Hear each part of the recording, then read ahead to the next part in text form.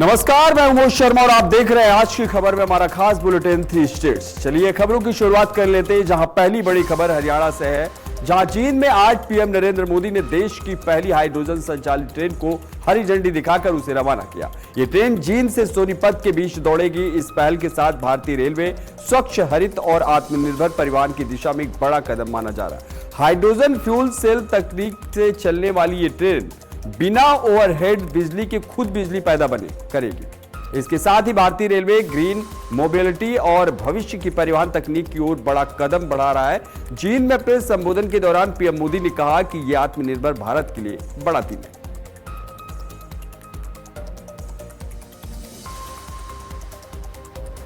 आज 14,000 करोड़ रुपए से अधिक के अन्य प्रोजेक्ट भी हरियाणा को मिले हैं। इसमें रेलवे के, हाईवे के अनेक प्रोजेक्ट्स हैं, हमारी विरासत से जुड़े प्रोजेक्ट्स हैं और 2 नए मेडिकल कॉलेज भी हरियाणा की सेवा के लिए समर्पित है। भिवानी में पंडित नेकीराम शर्मा मेडिकल कॉलेज और नारनौल में महर्षि च्यवन मेडिकल कॉलेज और राव तुलाराम अस्पताल, इससे हरियाणा की स्वास्थ्य सेवा और सशक्त होगी। साथ ही इस यहां के नौजवानों के लिए डॉक्टर और अन्य मेडिकल प्रोफेशनल्स बनने के नए रास्ते भी बनेंगे। इन सभी प्रोजेक्ट्स के लिए भी हरियाणा के मेरे सभी भाई बहनों को बहुत बहुत बधाई।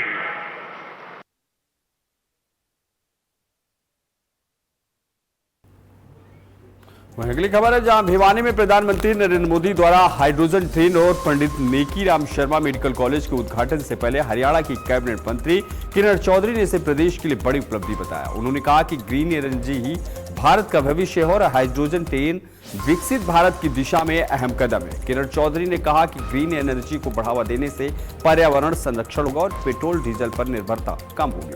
उन्होंने पंडित नेकीराम शर्मा मेडिकल कॉलेज को भिवानी के लिए बड़ी सौगात बताते हुए कहा कि आधुनिक सुविधाओं और विशेषज्ञ डॉक्टरों की उपलब्धता से लोगों को बेहतर स्वास्थ्य सेवाएं मिलेंगी। वहीं कैबिनेट मंत्री श्रुति चौधरी ने हाइड्रोजन ट्रेन की शुरुआत को हरियाणा के लिए गर्व का विषय बताया। उन्होंने कहा कि केंद्र और राज्य सरकार मिलकर प्रदेश के विकास के लिए लगातार काम कर रही है। जुनून के साथ कई लोग तो जूते भी टूट गए मेरे भाइयों के, और नंगे पांव आए हैं नारे लगाते लगाते, कूदते कूदते वंदे मातरम, भारतीय जनता पार्टी जिंदाबाद, प्रधानमंत्री जी के नारे। और मैं उनका बहुत धन्यवाद करती हूँ कि जो हमेशा उन्होंने जो बात करी है, हमेशा भारत को इतनी मजबूती दी है राष्ट्रीय अंतर्राष्ट्रीय स्तर पर, और उसी के तरफ आज उन्होंने एक ऐतिहासिक कदम उठाया है। वहीं अगली खबर है, जहां प्रधानमंत्री नरेंद्र मोदी ने शुक्रवार को ऑनलाइन माध्यम से कुरुक्षेत्र के बहुप्रतीक्षित एलिवेटेड रेलवे ट्रैक का लोकार्पण और सिख संग्रहालय के निर्माण कार्य का शिलान्यास किया। इस अवसर पर कुरुक्षेत्र विश्वविद्यालय के ऑडिटोरियम में आयोजित कार्यक्रम में सांसद नवीन जिंदल, मुख्यमंत्री की धर्मपत्नी सुमन सैनी, पूर्व मंत्री सुभाष सुधा सहित कई जनप्रतिनिधि मौजूद रहे। नेताओं ने प्रधानमंत्री का आभार व्यक्त करते हुए कहा कि एलिवेटेड रेलवे ट्रैक से शहर की यातायात व्यवस्था बेहतर होगी और वर्षों पुरानी समस्या का समाधान होगा। वहीं सिख संग्रहालय के निर्माण से कुरुक्षेत्र की धार्मिक और ऐतिहासिक पहचान को नई मजबूती मिलने के साथ पर्यटन को भी बढ़ावा मिलेगा। उन्होंने इन परियोजनाओं को क्षेत्र के विकास में मील का पत्थर बताया।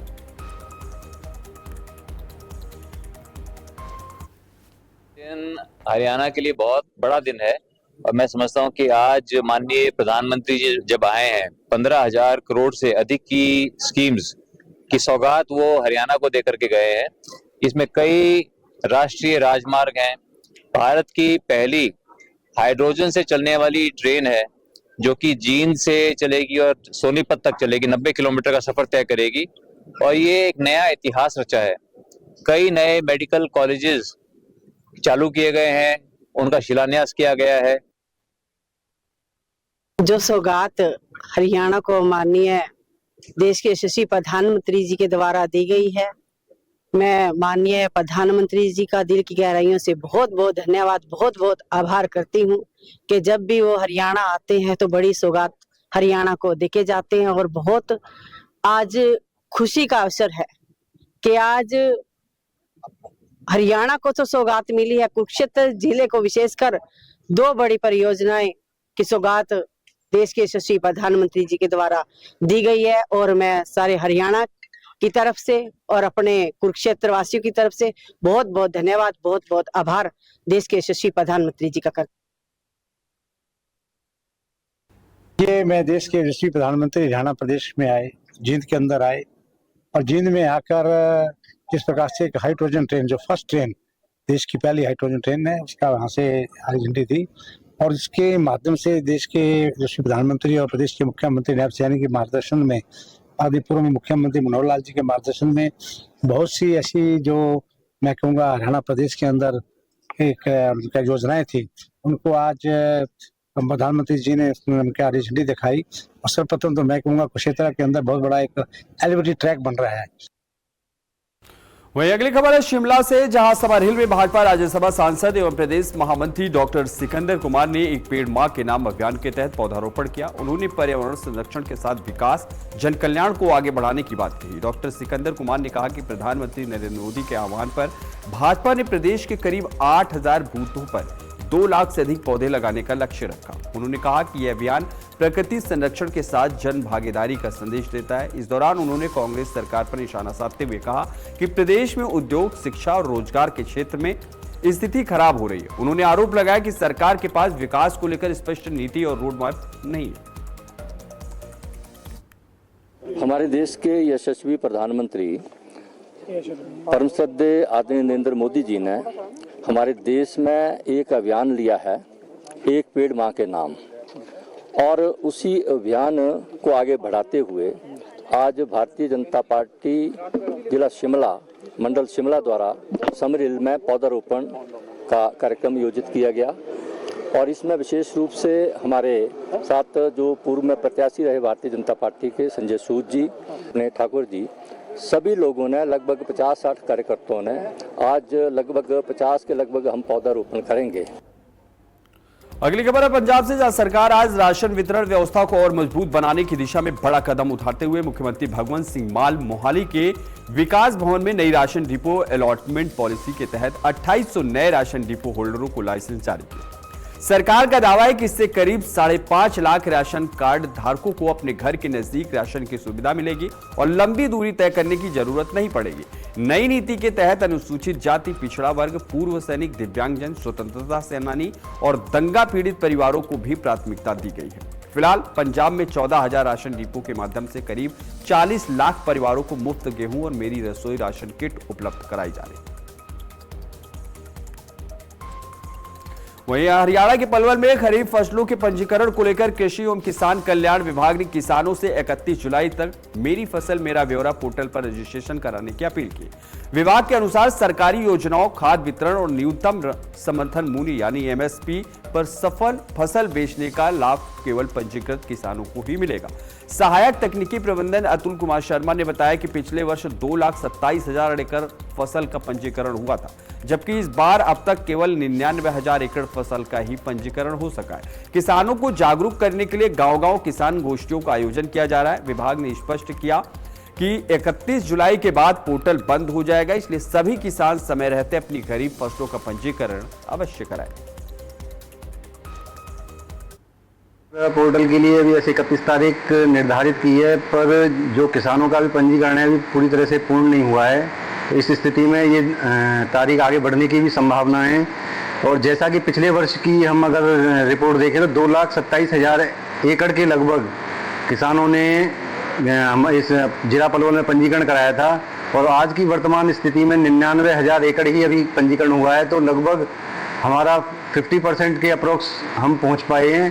तो कोशिश यही है कि किसानों को ज़्यादा से ज़्यादा हम अपने किसान गोष्ठियों के माध्यम से जागरूक कर रहे हैं अपनी फसल के पंजीकरण के लिए। और मेरी फसल मेरा ब्यौरा पर पंजीकरण के उपरांत ही अन्य जो किसानों की हमारी स्कीमें चलती हैं उसका लाभ किसानों को प्राप्त हो पाता है। अगली खबर है, जहां हरियाणा के फतेहाबाद जिले के टोहाना प्रस्तावित ट्रेड डील के विरोध में किसानों ने जोरदार प्रदर्शन किया। भगत सिंह चौक पर पगड़ी संभाल जट्टा संगठन के बैनर तले किसानों ने अमेरिका के राष्ट्रपति डोनाल्ड ट्रंप का प्रतीकात्मक पुतला फूंका और सरकार के खिलाफ नारेबाजी की। प्रदर्शन की अगुवाई संगठन के ब्लॉक प्रधान मंजीत सिंह पूर्ण माजरा ने की। किसान नेताओं ने कहा कि यह ट्रेड डील किसान, मजदूर और व्यापारी वर्ग के हितों के खिलाफ है और इससे कृषि, व्यापार तथा रोजगार पर नकारात्मक प्रभाव पड़ेगा। किसानों ने सरकार से समझौते पर पुनर्विचार कर किसान संगठनों से बातचीत करने की मांग की। साथ ही चेतावनी दी कि यदि उनकी मांगों की अनदेखी की गई तो आंदोलन को और व्यापक किया जाएगा। किसान घाट के ऊपर दिल्ली भी पहुंचेंगे हम। पूरा संयुक्त किसान मोर्चा जो हमारा देश बचाओ मोर्चा बना है वो सारे किसान घाट पर भी जाएंगे 21 तारीख को, और आगे की रणनीति वहां जाकर बनाएंगे भी आगे क्या फैसला लेना है। जो हमारा देश बचाओ मोर्चा बड़ा फैसला लेगा वे आगे क्या कार्रवाई करनी है। वही अगली खबर है, यमुनानगर के दामला इलाके में एक डंपर में अचानक भीषण आग लग गई। बताया जा रहा है कि डंपर बिजली के तारों के संपर्क में आ गया, जिसके बाद आग भड़क उठी। आग लगते ही चालक ने सूझबूझ दिखाते हुए डंपर से कूदकर अपनी जान बचाई। घटना की सूचना मिलते ही फायर ब्रिगेड की टीम मौके पर पहुंची और कड़ी मशक्कत के बाद आग पर काबू पाया गया।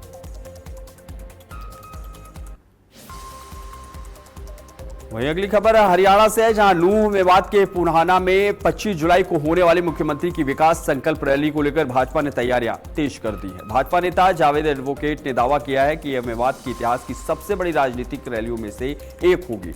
उन्होंने कहा कि पार्टी कार्यकर्ता अब तक करीब 50 गांवों में जनसंपर्क कर चुके हैं और लोगों में रैली को लेकर खासा उत्साह है। जावेद एडवोकेट ने उम्मीद जताई है कि रैली में रेलवे लाइन, विश्वविद्यालय, नए कॉलेज, बिजली घर, बेहतर परिवहन और सिंचाई परियोजनाओं सहित मेवात के विकास से जुड़ी कई बड़ी घोषणाएं हो सकती है। उन्होंने विपक्ष पर भी निशाना साधते हुए दावा किया कि रैली के बाद क्षेत्र में भाजपा और मजबूत होगी तथा विकास कार्यों को नई गति मिलेगी। अगली खबर हिमाचल प्रदेश से है, जहां झांडूता उपमंडल के ग्राम झड्डू के वार्ड नंबर 5 में पशुशाला में भीषण आग लगने से करीब 5 लाख रुपए का नुकसान हो गया। आग ने कुछ ही समय में 3 पोस्ट पशुशाला को अपनी चपेट में ले लिया। सूचना मिलने पर झंडूता अग्निशमन विभाग और ग्रामीण मौके पर पहुंचे। संयुक्त प्रयासों से आग पर काबू पाया गया। समय रहते राहत कार्य शुरू होने से पशुशाला में बंधी 3 गाय, 1 भैंस और 18 बकरियों को सुरक्षित बचा लिया गया। हालांकि आग से तूड़ी, मक्की का टंडा और इमारती लकड़ी, सोलर पैनल, घास काटने की मशीन समेत अन्य सामान जलकर नष्ट हो गया। घटना में किसी तरह की जनहानि या पशु हानि नहीं हुई। हमें उपदमकल केंद्र झुंझुनू को जो है 1315 बजे कॉल मिली कि मोर सिंह की गौशाला में आग लगी है। यहाँ से तुरंत कार्रवाई करते हुए हमने 1316 बजे गाड़ी को मूव किया, जिसमें एक लीडिंग फायरमैन, 2 फायरमैन और एक ड्राइवर गाड़ी को लेकर मौके पर पहुंचे। मौके पर जाकर देखा गया कि हमारी गाड़ी जो है रोड में रह गई और जो जहां आग लगी थी वो बहुत दूर था, वहां पर जाने लायक रोड नहीं था। इसलिए वहां से हमने अपना पोर्टेबल पंप को उठा करके, पानी एक तालाब में था, उस तालाब से हमने पोर्टेबल से पानी उठा करके 1 घंटा तक कड़ी मशक्कत करने के बाद है। अगली खबर है, जहां फरीदाबाद में अवैध निर्माणों के खिलाफ जिला नगर योजनाकार यानी टीडीपी विकास की कार्रवाई लगातार जारी है। बुधवार को जीटीपी की टीम ने नेशनल हाईवे 19 के पास सीकरी और प्याला गांव में अवैध रूप से विकसित की जा रही 2 व्यावसायिक कॉलोनियों पर बुलडोजर चलाया। भारी पुलिस बल की मौजूदगी में करीब 30 एकड़ और 8 एकड़ क्षेत्र में विकसित हो रही कॉलोनियों को ध्वस्त कर दिया गया।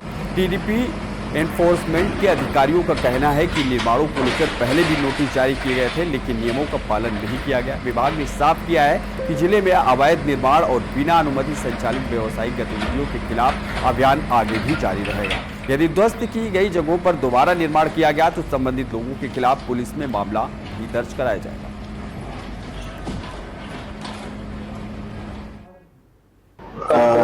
देखिए, 2 रेवेन्यू एस्टेट हैं 2 गांव की, एक तो सीकरी और एक प्याला। यहाँ पे 2 अनऑथराइज कॉलोनीज हैं, एक 8 एकड़ की, एक 30 एकड़ की। नोटिसेस जो भी देने होते हैं एक्ट के हिसाब से वो ऑलरेडी दे दिए गए थे। इनमें से एक कॉलोनी पे लगभग 10 महीने पहले भी एक डेमोलिशन करी गई थी इंडस्ट्रीज हैं बेसिकली वहाँ ज्यादा अनऑथराइज्ड, उनको तोड़ा गया था, बट हमारे संज्ञान में आया कि दोबारा से उन इंडस्ट्रीज को रिपेयर करके, बिल्डिंग्स को रिपेयर करके दोबारा ऑपरेशन स्टार्ट हो गया था। तो हमारे संज्ञान में आने के बाद आज हमने फिर से एक डिमोलिशन ड्राइव वहाँ पे एग्जीक्यूट करी है और लगभग 20 प्लॉटिंग हो रही थी, 20 इंडस्ट्रीज के लिए डीपीसीज बाउंड्री वॉल्स वगैरह थी, उसको हमने डिमोलिश किया है। 2 इंडस्ट्रीज के जो शेड्स हैं उसको हमने डिमोलिश किया है। 4 to 5 आई थिंक शॉप्स रही होंगी वहां पे, उसको हमने आज डिमोलिश किया है। अगली खबर है, जहां पंजाब के लुधियाना में स्कूल बस की चपेट में आने से 3 वर्षीय मासूम की मौत के मामले में पुलिस ने बड़ा एक्शन लिया। आरोपी बस चालक और स्कूल प्रबंधन के खिलाफ एफआईआर दर्ज कर ड्राइवर को गिरफ्तार कर लिया गया। शुरुआती जांच में सामने आया है कि चालक के पास वैध ड्राइविंग लाइसेंस नहीं था। हादसे के बाद प्रशासन ने स्कूल की सभी बसों की फिटनेस जांच कराने के निर्देश दिए। घटना उस समय हुई जब मासूम अपनी मां के साथ बड़ी बहन को स्कूल बस में बैठाने गया था और बस के आगे आ जाने से चालक उसे देख नहीं सका। पोस्टमार्टम के बाद बच्चे का अंतिम संस्कार कर दिया गया है। पुलिस पूरे मामले की जांच में जुटी और स्कूल परिवहन व्यवस्था की भी पड़ताल की जा रही है। वहीं पंजाब में PRTC PUNBUS 25/11 contract worker union के आह्वान पर आज 9 पीआरटीसी डिपो में पूर्ण हड़ताल की गई। हड़ताल में करीब 1200 कर्मचारियों ने हिस्सा लिया, जिसके चलते बरनाला, पटियाला, संगरूर, लुधियाना, फरीदकोट, चंडीगढ़, कपूरथला, भटिंडा और बुढलाडा डिपो की बस सेवाएं प्रभावित रहीं। यूनियन की मुख्य मांग चंडीगढ़ डिपो के बर्खास्त कर्मचारी की सेवा बहाल करने और पूरे मामले की निष्पक्ष जांच कराने की है। कर्मचारियों का आरोप है कि बिना पारदर्शी जांच के कर्मचारी को नौकरी से निकाला गया। बरनाला बस स्टैंड पर प्रदर्शन के दौरान कर्मचारियों ने सरकार और पीआरटीसी प्रबंधन के खिलाफ जमकर नारेबाजी की और चेतावनी दी कि यदि उनकी मांगें नहीं मानी गई तो आंदोलन को पूरे प्रदेश में और तेज किया जाएगा।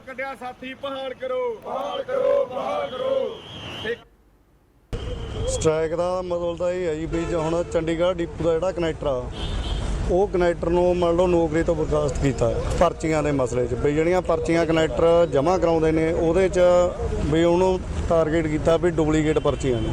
ਉਸ ਦੇ ਸੰਬੰਧ 'ਚ ਕੱਲ੍ਹ ਡਿਪੂਆਂ ਦੇ ਸਾਡੇ ਪ੍ਰਧਾਨਾਂ ਨੇ 9 ਦੇ 9 ਪੀਆਰਟੀਸੀ ਦੇ ਡਿਪੂਆਂ 'ਚ ਇਹਨਾਂ ਅਸੀਂ ਨੋਟਿਸ ਦਿੱਤਾ ਸੀ ਵੀ ਕਨੈਕਟਰ ਨੂੰ ਬਹਾਲ ਕੀਤਾ ਜਾਵੇ, ਜੇ ਨਹੀਂ ਬਹਾਲ ਕੀਤਾ ਜਾਂਦਾ ਤਾਂ ਇਹ ਸਟ੍ਰਾਈਕ ਹੋਈ ਹੈ। ਉਹਦੇ ਸੰਬੰਧ 'ਚ ਮਸਲਾ ਇਹ ਸੀਗਾ ਜੀ ਪਰਚੀਆਂ ਵਾਲੇ ਮੁੱਦੇ ਦੇ ਨਾਲ ਹੀ ਵੀ ਨੋਟਿਸ ਦੇ ਕੇ ਵੀ ਮੈਨੇਜਮੈਂਟ ਤੇ ਸਰਕਾਰ ਜਾਣਬੁੱਝ ਕੇ ਹੜਤਾਲ ਕਰਵਾ ਰਹੀ ਹੈ। ਜੇ ਉਸ ਕਨੈਕਟਰ ਨੂੰ ਇਨਕੁਆਇਰੀ ਲਾ ਕੇ ਕੋਈ ਉਹਦਾ ਮਸਲਾ ਹੱਲ ਕਰ ਦਿੰਦੇ ਫਿਰ ਹੜਤਾਲ ਨਹੀਂ ਸੀ ਹੁੰਦੀ। ਇਸੇ ਕਾਰਨ ਸਾਨੂੰ ਆਪ ਨੂੰ ਵੀ ਇਹ ਲੱਗਦਾ ਜੀ ਵੀ ਸਵਾਰੀਆਂ ਖੱਜਲ ਖਵਾਰ ਹੁੰਦੀਆਂ ਨੇ। ਸਾਡਾ ਜੀ ਲੰਮੇ ਸਮੇਂ ਤੋਂ ਸਾਡੀ ਜੋ ਯੂਨੀਅਨ ਆ ਉਹ ਆਪਣੇ ਵਰਕਰਾਂ ਦੀ ਹੱਕੀਆਂ ਮੰਗਾਂ ਵਾਸਤੇ ਸੰਘਰਸ਼ ਕਰਦੀ ਆ ਰਹੀ ਆ, ਜਿਹਦੇ ਵਿੱਚ ਸਾਡੇ ਅਲੱਗ-ਅਲੱਗ ਡਿਪੂਆਂ ਦੇ ਵਿੱਚ ਕਮੇਟੀਆਂ ਬਣਾਈਆਂ ਵੀਆਂ ਨੇ। ਉਹਦੇ ਵਿੱਚ ਸਾਡੇ ਜਿੰਨੇ ਵੀ ਕਮੇਟੀਆਂ ਦੇ ਡਿਪੂ ਦੇ ਵਿੱਚ ਕਮੇਟੀਆਂ ਦੇ ਪ੍ਰਧਾਨ ਨੇ, ਇਹ ਮੈਨੇਜਮੈਂਟ ਉਹਨਾਂ ਦੀ ਆਵਾਜ਼ ਬੰਦ ਕਰਨਾ ਚਾਹੁੰਦੀ ਆ। ਉਹਨਾਂ ਦੇ ਝੂਠੇ ਇਲਜ਼ਾਮ ਲਾ ਕੇ ਉਹਨਾਂ ਨੂੰ ਤੰਗ ਪਰੇਸ਼ਾਨ ਕੀਤਾ ਜਾ ਰਿਹਾ ਲੰਮੇ ਸਮੇਂ ਤੋਂ। ਪਿੱਛੇ ਜੇ ਇੱਕ ਸਾਡੇ ਪਹਿਲਾਂ ਡਰਾਈਵਰ ਦੇ ਜਾਣ ਕੇ ਨਸ਼ਾ ਕਰਕੇ ਉਹ ਧਰ ਕੇ ਗੱਡੀ ਦੇ ਉਹਦੇ ਵਿੱਚ ਉਹਨੂੰ ਵੀ ਫਰਕ ਰਿਹਾ। ਉਸ ਤੋਂ ਬਾਅਦ ਸਾਡਾ ਜੋ ਚੰਡੀਗੜ੍ਹ ਦਾ ਕਨੈਕਟਰ ਹੈ ਉਹਨੂੰ ਜਾਣ ਕੇ ਝੂਠੀ ਰਿਪੋਰਟ ਬਣਾ ਕੇ ਪਰਚੀ ਦੇ ਵਿੱਚ ਉਹਦੀਆਂ ਸੇਵਾਵਾਂ ਖਤਮ ਕਰਤੀਆਂ। ਲੰਮੇ ਸਮੇਂ ਤੋਂ ਸਰਕਾਰ ਆ ਜੋ ਮੈਨੇਜਮੈਂਟ ਆ ਉਹ ਸਾਡੇ ਜਿੰਨੇ ਵੀ ਪ੍ਰਧਾਨ ਨੇ ਮਤਲਬ ਕਮੇਟੀ ਮੈਂਬਰ ਨੇ ਉਹਨਾਂ ਨੂੰ ਮਤਲਬ ਉਹਨਾਂ ਦੀ ਆਵਾਜ਼ ਦਬਾਉਣਾ ਚਾਹੁੰਦੀ ਆ। ਝੂਠੇ ਉਹਨਾਂ ਦੇ ਕੇਸ ਲਾ ਕੇ ਅਸੀਂ ਉਹਦੇ ਵਿਰੁੱਧ ਖੜ੍ਹੇ ਹਾਂ। ਅੱਜ ਸਾਡੇ ਜਿੰਨੇ ਵੀ ਪੀਆਰਟੀਸੀ ਡਿਪੂ ਨੇ ਸਾਰੇ ਅੱਜ ਸਟ੍ਰਾਈਕ 'ਤੇ ਨੇ ਤੇ 10 ਵਜੇ ਤੋਂ ਬਾਅਦ ਮੀਟਿੰਗ ਦੇ ਵਿੱਚ ਜੇ ਕੋਈ ਹੱਲ ਨਾ ਹੋਇਆ ਤਾਂ ਜਿੰਨੇ ਵੀ ਸਾਡੇ बनबस वाले पंजाब रोडवेज वाले डिपू आ वो शाम तक सारे बंद हो जाएंगे। देखो जी ਇਹਦੇ ਵਿੱਚ ਸਰਕਾਰ ਦੇ ਮੈਨੇਜਮੈਂਟ ਦਾ ਪੂਰਾ ਹੱਥ ਹੁੰਦਾ ਜੀ। ਉਹ ਚਾਹੇ ਉਹਨੂੰ 10 ਦਿਨ ਦਾ ਸਮਾਂ ਦੇ ਸਕਦੀ ਸੀ ਇਹ ਸਟ੍ਰਾਈਕ ਨਾ ਹੁੰਦੀ, ਕਿਉਂਕਿ ਉਹ ਜਾਣਬੁੱਝ ਕੇ ਕਦੇ ਨਾ ਕਦੇ ਇਹ ਸਟ੍ਰਾਈਕ ਕਰਾਉਣ ਦੇ ਜਾਣ ਕੇ ਦਬਾਅ ਪਾਉਂਦੀ ਆ ਵੀ ਜੇ ਉਹ ਉਹਨੂੰ 10 ਦਿਨ ਦਾ ਸਮਾਂ ਦੇ ਦਿੰਦੇ ਸਟ੍ਰਾਈਕ ਨਾ ਹੁੰਦੀ ਉਹਦੀ ਕਾਰਵਾਈ ਇਨਕੁਆਇਰੀ ਹੋ ਜਾਂਦੀ। ਹੁਣ ਵੀ ਤਾਂ ਉਹੀ ਕੰਮ ਹੀ ਹੋਣਾ ਜੀ। ਇਹ ਕਿਤੇ ਨਾ ਕਿਤੇ ਇਹਨਾਂ ਦੇ ਆਪਦੇ ਹੁੰਦਾ ਇਹਨਾਂ ਨੂੰ ਸਟ੍ਰਾਈਕ ਕਰਾਉਣ ਦਾ ਜੀ। वहीं अगली खबर है, हिमाचल प्रदेश के शिमला जिले में बड़ा सड़क हादसा हुआ। रामपुर उपमंडल के गरटोला के पास हिमाचल पथ परिवहन निगम यानी एचआरटीसी की एक बस अनियंत्रित होकर गहरी खाई में गिर गई। हादसे के वक्त बस में 22 यात्री सवार थे। दुर्घटना में बस के परिचालक समेत 2 लोगों की मौत हो गई जबकि 15 यात्री घायल हुए। कई घायलों की हालत गंभीर बताई जा रही है और सभी का इलाज रामपुर के खनेरी अस्पताल में जारी है। हादसे के बाद प्रशासन और राहत दल ने मौके पर पहुंचकर बचाव अभियान चलाया। उपायुक्त अनुपम कश्यप ने मृतकों के परिजनों के प्रति संवेदना जताते हुए स्थानीय मृतक के परिवार को 20,000 रुपए की फौरी राहत देने की घोषणा की है। प्रशासन ने घायलों और प्रभावित परिवारों को हर संभव सहायता का भरोसा दिलाया। वहीं हिमाचल प्रदेश के विश्व प्रसिद्ध शक्तिपीठ श्री नैना देवी मंदिर में इन दिनों गुप्त नवरात्रों के अवसर पर श्रद्धालुओं की भारी भीड़ उमड़ रही है। देश के विभिन्न राज्यों से पहुंचे भक्त माता के दर्शन कर पूजा अर्चना, हवन और यज्ञ के माध्यम से परिवार की सुख समृद्धि और खुशहाली की कामना कर रहे हैं। मंदिर के वरिष्ठ पुजारी नीलम शर्मा ने बताया कि वर्ष में 4 नवरात्र मनाए जाते हैं, जिनमें आषाढ़ और माघ माह के 2 गुप्त नवरात्र भी शामिल हैं। उन्होंने कहा कि प्राचीन समय में ऋषि मुनि इन नवरात्रों में तंत्र साधना और विशेष पूजना अर्चना करते थे, इसलिए इन्हें गुप्त नवरात्र कहा गया है। समय के साथ इनका महत्व बढ़ा और अब आम श्रद्धालु भी पूरे श्रद्धा भाव के साथ इनका पालन कर रहे हैं। आषाढ़ मास के गुप्त नवरात्रे चल रहे हैं। ऋषि मुनियों ने इनको अपने लिए गुप्त रखा था। इन दिनों में ऋषि मुनि जो हैं वो सिद्धियां प्राप्त करने हेतु जब तब करते थे, लेकिन आज जो है मीडिया के माध्यम से ये नवरात्रे जो है वो प्रचलित हो चुके हैं, तो अब आम आदमी भी इसका लाभ उठा रहे हैं। जय माता। इन्हीं खबरों के साथ बुलेटिन में फिलहाल बस इतना ही। देश और दुनिया की तमाम बड़ी खबरों के लिए देखते रहिए आज की खबर। नमस्कार।